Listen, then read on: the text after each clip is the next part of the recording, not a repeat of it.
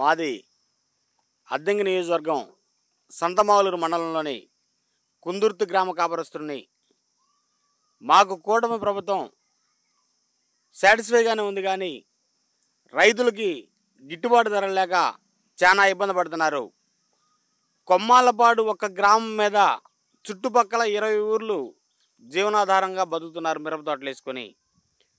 ఈ సంవత్సరం మిరప తోటలు అంత నాణ్యంగా లేవు, దిగుబడులు లేవు.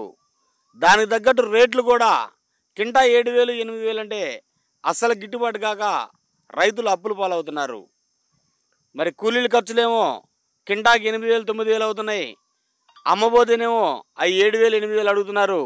రైతులు ఏ పరిస్థితుల్లో ఏం చేయాలో ఏం అర్థం కాక అయోమయ పరిస్థితిలో ఉన్నారు.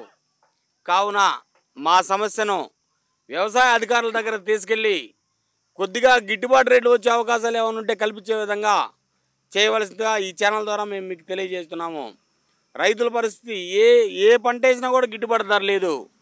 రైతు కౌలు రేట్లు, పొలాల రేట్లు ఏమో ఎకరానికి 30,000 40,000 అడుగుతున్నారు.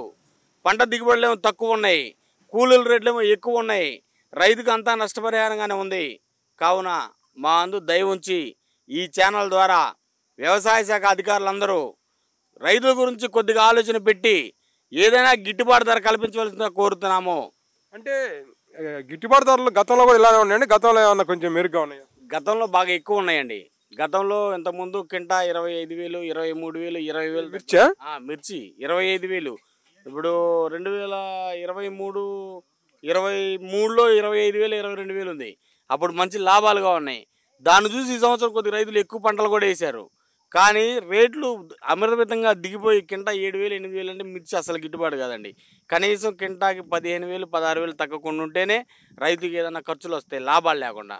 అందుకని కొద్దిగా ఏదైనా రేట్లు కొద్దిగా ఏదైనా పెంచే అవకాశాలు ఉంటే రైతులు కొద్దిగా సాటిస్ఫై ఉంటారు. ప్రభుత్వ పనితీరు అయితే పర్వాలేదు, బాగానే ఉంది. కొద్దిగా అభివృద్ధి పరంగా అన్ని పనులు కొద్దిగా ఎలర్ట్గానే చేస్తున్నారు. ప్రభుత్వ పనితీరు పర్లేదు, బాగానే ఉంది అంటున్నారు కదా. పోనీ మరి ప్రభుత్వం నుంచి ఏమన్నా ఇదిగో మీకు మద్దతు ధరగా ఈ విధంగా మేము కల్పిస్తున్నాం అని చెప్పేసి ఏమన్నా ఇచ్చేసారా?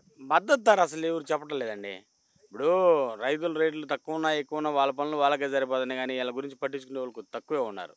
కొద్దిగా ఏదైనా వీళ్ళని పట్టించుకొని వీళ్ళకి మద్దతు ధర ఏదైనా కొద్దిగా పెంచి డిమాండ్ చేసి కొద్దిగా గవర్నమెంట్ కానీ కొనుగోలు చేస్తే రైతులు ఏదైనా కొద్దిగా వడ్డీ చేరుతారు, కానీ లేదా రైతులకు అప్పులు నష్టాల్లో ఉంటారండి.